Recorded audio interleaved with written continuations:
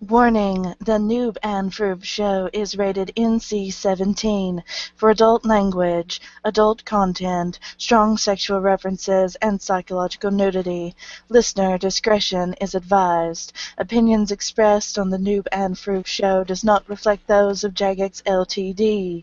RuneScape.com is a trademark of Jagex Ltd. and is not affiliated with the Noob and Froob show.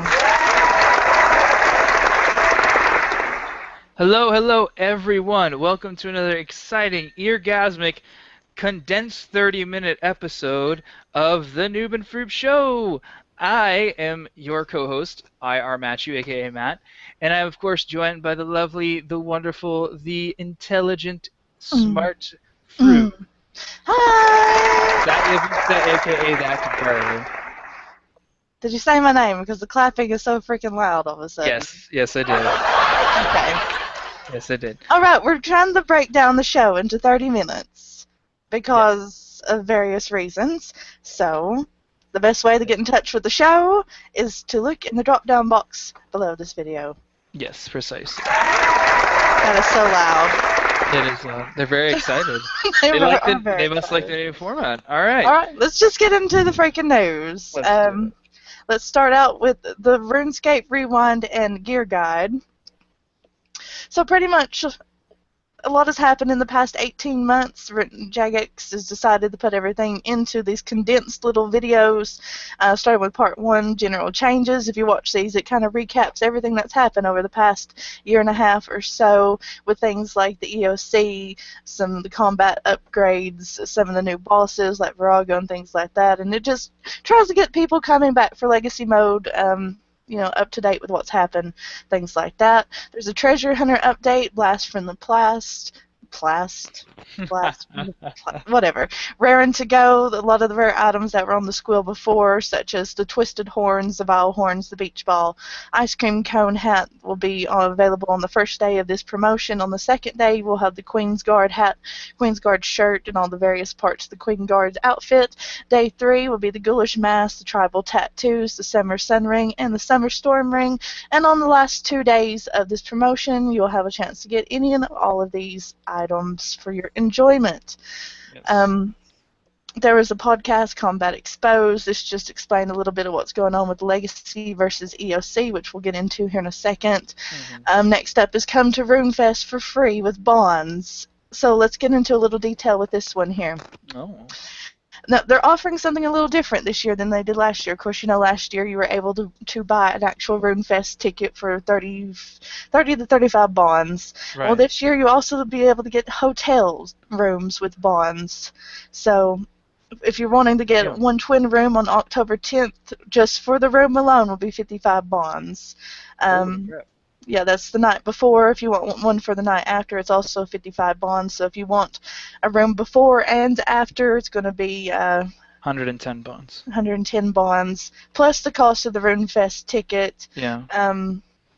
Yeah, so that just makes things a little bit easier. You can completely go to RuneFest this year without spending any actual money whatsoever. Now, you're probably thinking to yourself, well, what if I want something to eat or drink, during RuneFest itself, that the hotel might not, whatever. But you'll also be able to take these bonds and turn them into crystal coins. And this is pretty much currency that you can use at the actual RuneFest. For instance, one bond will give you 10 crystal coins, and that's equivalent to about £1.50, £2.50, excuse me.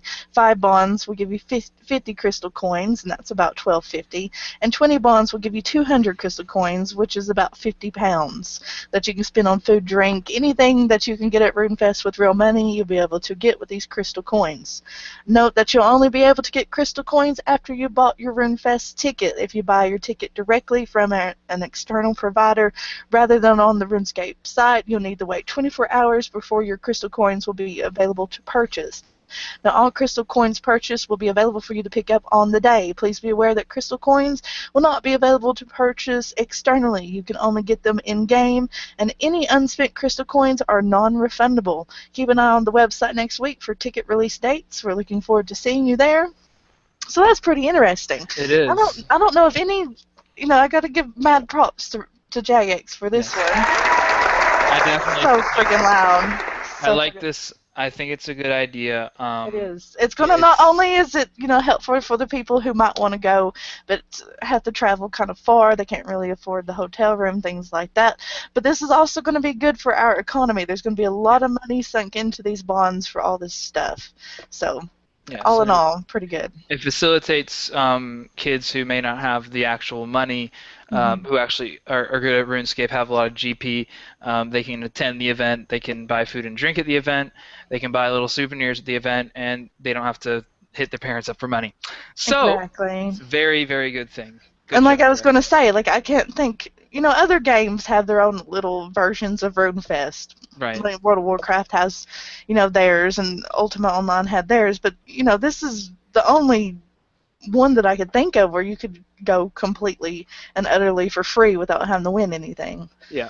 It's pretty exciting. So there's a behind the scenes video, number 112, and this is about Araxer, and this is, of course, our new boss coming out maybe this coming week or the week after. Mhm. Anyway, it's a giant spider.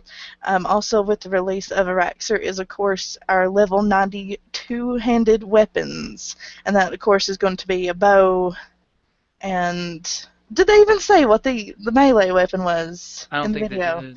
I don't think so, but it's going to be, of course, a longbow there, and it's pretty neat looking. It looks like some Mhm. twigs with a spider web for the string. These will have to be created a lot like the god swords are, so you'll have to get piece by piece, put them together.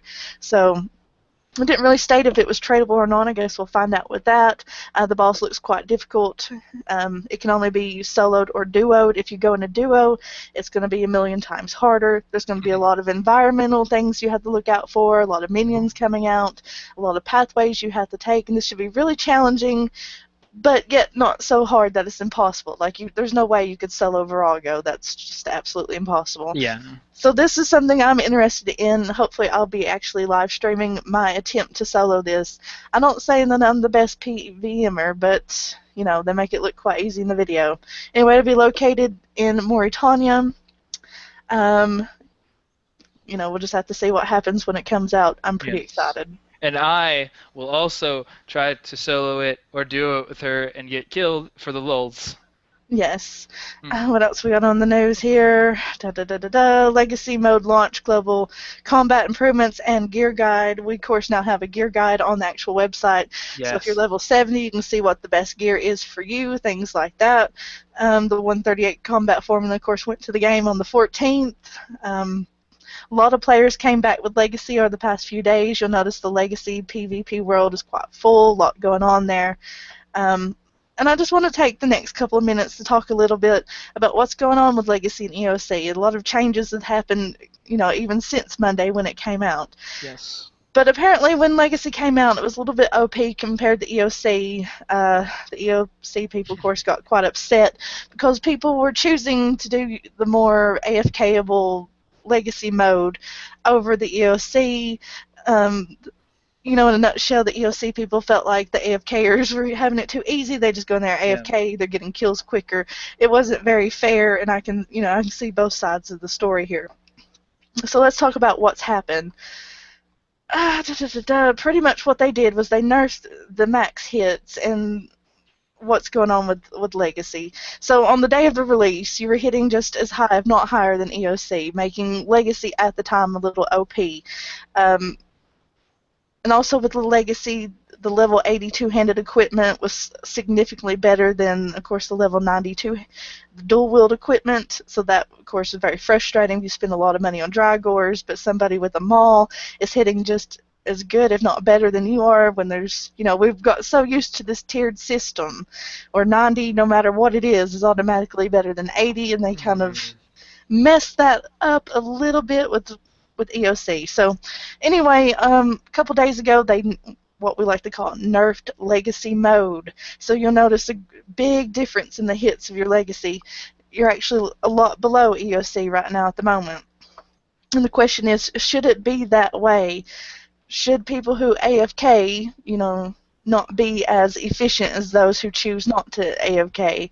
And without trying to step on any toes, if you think about it, of course it should be that way. If somebody's going to put a little bit more effort into it, going to have to pay Yeah. attention. Sure, they should. get more for their efforts. But the way that the Legacy people are feeling right now is that Jagex is trying to force them in the EOC. Now, a couple of shows ago, I kind of assumed that this is what was going to happen. From my standpoint, Hmm. you would be placed in the Legacy. You would see your EOC friends having an easier time, doing their thing, getting faster kills, doing higher Yeah. hits, and eventually you would want to try EOC too. So to me, Legacy is kind of like tutorial mode for the actual game. But I can see both Yeah. sides of the story. You know, they came out with Legacy. They promised the Legacy people it would be just as efficient as EOC. So it's kind of things are off balance. What do you think, Yeah, Matt? and I think they tried to do that, and they responded to the like some of the things we've talked about. You know how EOC would be more advantageous and powerful than Legacy. So I think what they tried to do was they tried to make Legacy, um, a bit more improved than was rumored, Mm-hmm. and but they went overboard. They Yeah. made it a little too powerful, a little bit too useful, a little bit too efficient. Timbo's balancing dice came Mm-hmm. up a little bit unbalanced. So again, Jagex is having to do a juggling act where they Right. are having to take two different sides and try to make them both happy, Mm-hmm. and they never really can do that. And so it's gonna again, this is gonna keep the situation is going to keep evolving and changing, but it's always going to, be these people want this, these people want that. But I'm glad that they did solve that issue. Right. And where things stand now, I think from like the Slayer perspective is what a lot of people are talking about. Like when Yes. Legacy came out, it was so much faster to do Slayer tasks on Legacy than it was EOC. And then of course Jagex notices the EOC people were upset and they tried to balance it out. And when they did that, it affected the way that it works in PvP. And one of the things I would suggest is do not, unfortunately, even though I wanted this scenario to happen so much, is don't give an opportunity for EOC versus Legacy in the wilderness, because that's where a lot of problems are going to stem from this. I think they should just remove the PKing in the wilderness from the rest of the worlds, have just plain old, you know, PvP worlds like there was when they eventually brought back PKing a little bit, and keep them separated. Release the revs back into the rest of the worlds and get on with it. Yeah. And even at this point, I think they really should have been two separate games, because there is so much going on the forums about, Legacy versus EOC. There's another split in the community once again now that they're Yeah. back. The people that enjoyed, the nostalgic RuneScape are very upset. The EOC people are very upset, and we're all battling once again. We're glad to have them back, but I think it would almost be best at this point just keep us separated as far as giving them their own special worlds to do their thing in. Yes, Give me that. and separate but equal Jagex, because Right. this splitting thing, something similar between live game and '07. In '07, they're getting things before we are. They're already in the eastern lands. We're having to wait. They got it as an exclusive. You'd think that since we're the quote unquote live game, we'd be getting new content before they did, but no, Mhm. we're not. So yeah, in a nutshell, Legacy was nerfed a couple days ago. Yes. They've not touched much with EOC other than our problem with the equipment as far as the weapons go. Right now, Chaotic Maul is the prime weapon in the game versus the dual wields of the level 90s. Hopefully that'll get sorted out because No, no. prices are crashing drastically Yeah. over this. And there's also some controversy over our 138 combat level. Yeah. We all kind of assumed that this was going to be a really good thing. I was even quite excited about 138. There was going to be some prestige in having all max combat. You're going to be 138. Apparently, that's not really the case of how the formula is working. There's quite a bit of 138s. Some of the suggestions I've seen on the forum is to actually raise, the combat level. And of course, I don't see how that would work. It's Yeah, we mess up the Jagex formula. has this thing in their head that they want players to come on. They think that players want to get to the top end very quickly, even though they're actually not really at the top end, but they look like it, and there's like this player equality, even though, all of our stats aren't the same, you're the same combat level as me, and we're all happy, but the Yes. 138 thing's not working out for the most Yeah, people. and that's what was happening with the level 200 thing. Like I only was max melee. I didn't have 99 prayer, 99 Mm. range, and 99 mage, but I was still level 200. I'm my combat level now in the change now is 131. So but again, they were having that problem with the level Right. 200 How many because combat stats are there? Let's see, there's mage, yes, mage there's range, range, attack, strength, defense. Um, constitution, yes, is prayer. prayer Yep. still factored in? Okay. Summoning. So if somebody had 99 in all those, why not make them be like level 792? Just Yeah. 99 plus everything. Make your combat level Right. equivalent to everything. I guess, in a PKing standpoint, that wouldn't make, you wouldn't have any idea what kind of stats they had. But like I said, now that we got Legacy here, everyone wants PK on Legacy Worlds, get rid of the wilderness. Yep. Probably not going to happen. But nobody's going to be happy about everything or anything. Mm-mm. So, yeah, that's it. Let's get some patch notes. Alrighty, let's do that. Graphical. The skin tone on the Beta Scientist headgear has been fixed. The Completionist Cape emotes no longer get corrupted by teleport animations. The Godforce teleport spell icon now has square background. Skills, D&Ds, and minigames. Treasure Hunter will no longer pause indefinitely on the attempting to approve key screen. Players can no longer take pets to the pest control island. Quest challenges and achievements. An issue has been fixed where the Fairy Queen refused to wake up in the Fairy Tale Part 2. The Spirit Realm, which can be accessed through the portals and the wilderness, no longer leaves the spirit overlay on the game screen after players have left the area. Mentions of My Arm changing to the Trollheim teleport to God Wars Dungeon have been updated to mention the new standalone God Wars Dungeon teleport spell. Lucky challenges and Rhino daily challenges no longer overlap one another. Other, a calculation error with repairing multiple player import armors has been fixed. The tool select interface will close properly using the escape key. The close button on the Bonds pop-up interface now works correctly. Players can once again click on basic challenges if the player disables and re-enables the path system during the basic challenge stage. An additional button to the toggle and featured interface to the What's New interface has been added for existing players. Ninja fixes. A player's combat level will now show on the skills interface. Quick presets can now be accessed by using the keys 1 and 2 when the bank is open. Acquiring black ibis pieces from Pyramid Plunder will now replace artifacts if the player has no space available. Players can now close the dungeoneering map with the same keybind used to open it, by which default is M. The you don't have any left message from dropping objects from the action bar has been added to the spam filter. Using the quick entry option in the Clean Black Dragon rewards room now only uses one chat window instead of two. Engine fixes.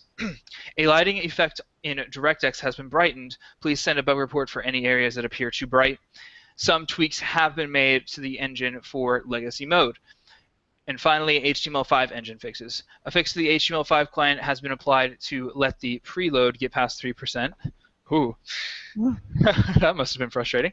A fix to stop the HTML5 client crashing when hopping from pay-to-play world to a free-to-play world has been implemented.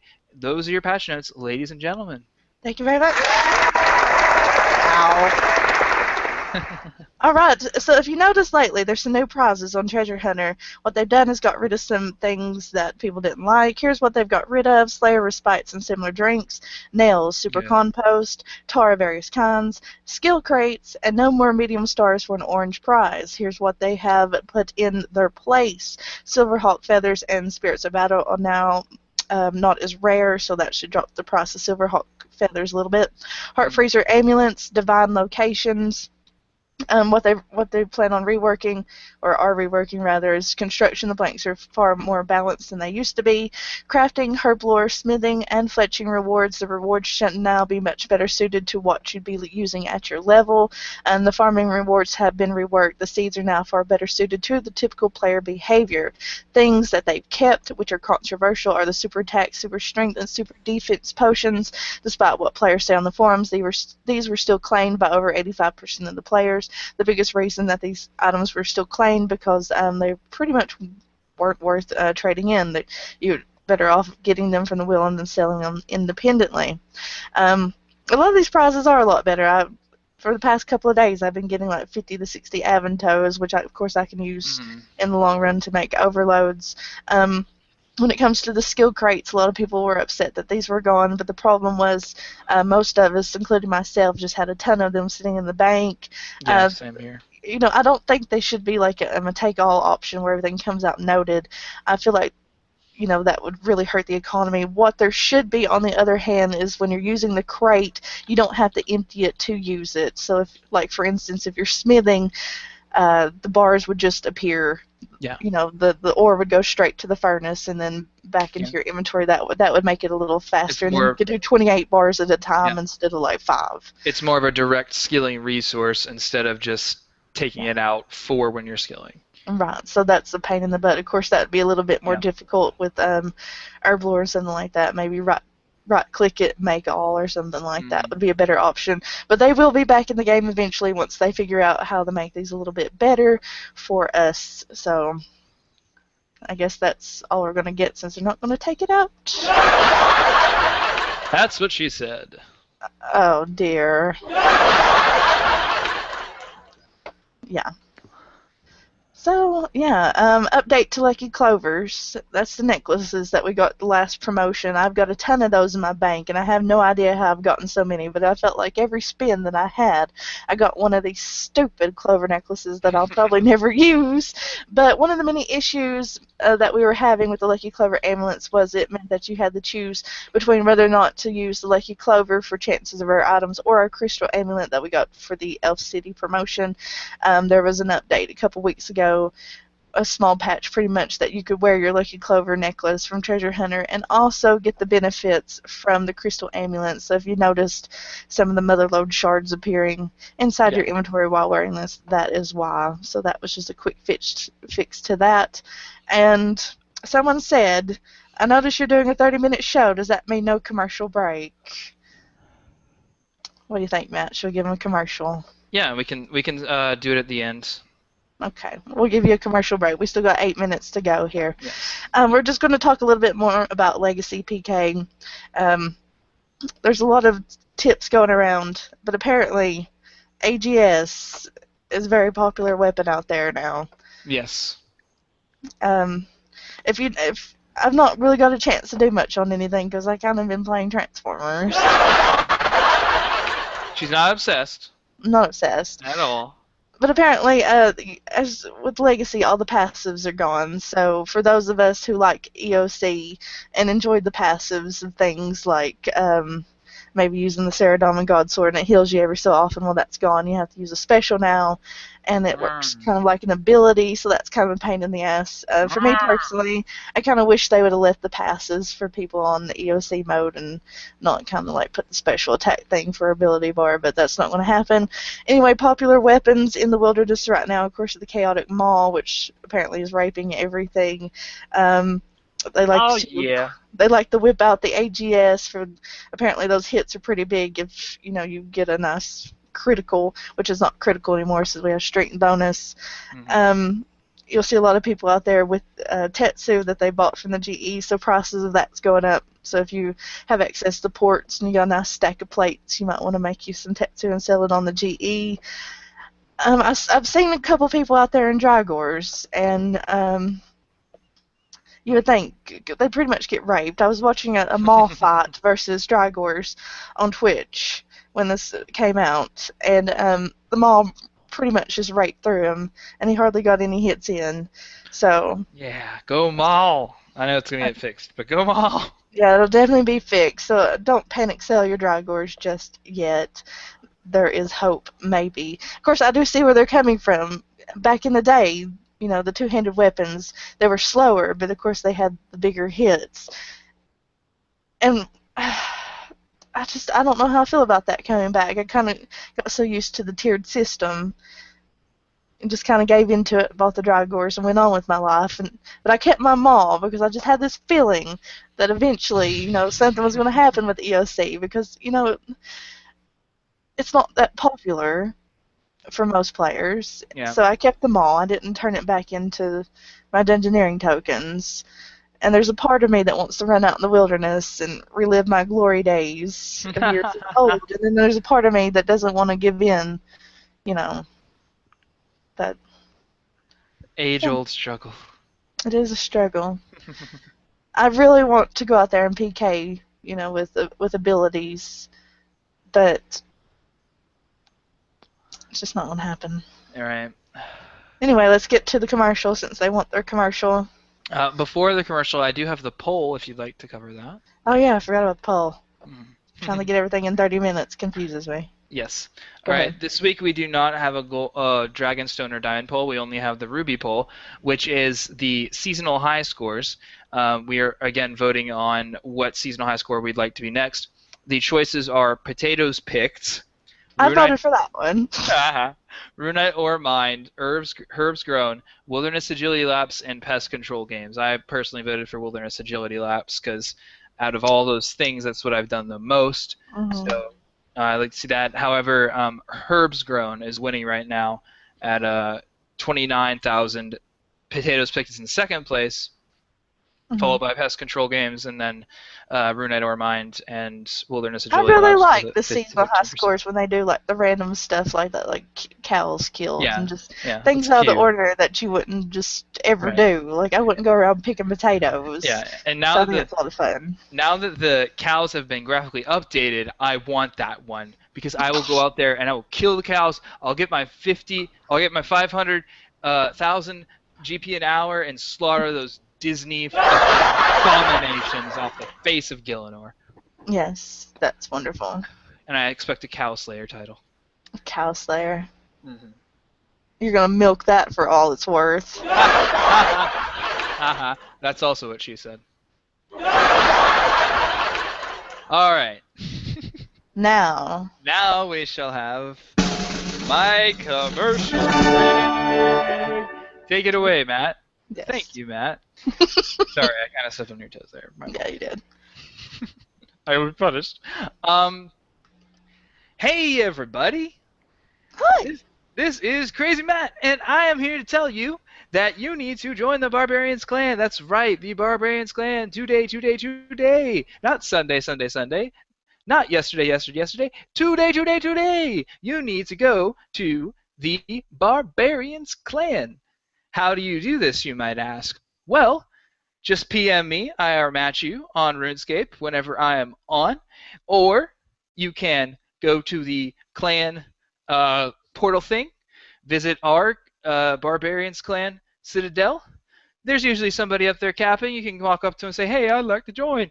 They can take out their Vex. I'm not sure if you can do it inside the Citadel. I think you can. But if not, you can exit, go out to the portal, and become one of us. What advantages does this entail? Well, first of all, you're going to be part of one of the best clans in RuneScape.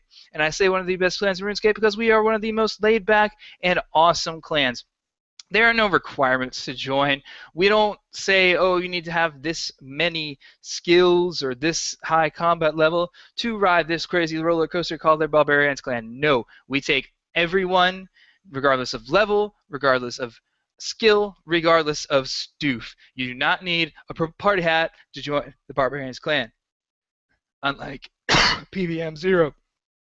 Anyway, so yes, we have a Citadel. You can get tons of XP. You can get in there. You can get a fealty XP reward from your cloak. You can just get bonus XP in the Citadel from wearing that clan cloak. You can take out the avatar, get the skill bonus, use that while you have a cloak on, 3 fealty, get a clan ring. The possibilities are endless. So join the Barbarians clan today! Thank you for Yay! that commercial. And let us know if you like the new 30-minute format, please, after the show, which is now, actually, so weird. Let's thank everybody. Thank Awesomeness TV for not firing me because I haven't made an actual Thank you. video besides the live streams. So thank you for that. Thank you to Gamer Girl Radio. Thank you to AEM Radio for simulcasting. And thank you to Jagex for not suing us and to our clan, Barbarians. Take a breath. Take a breath. Take a breath.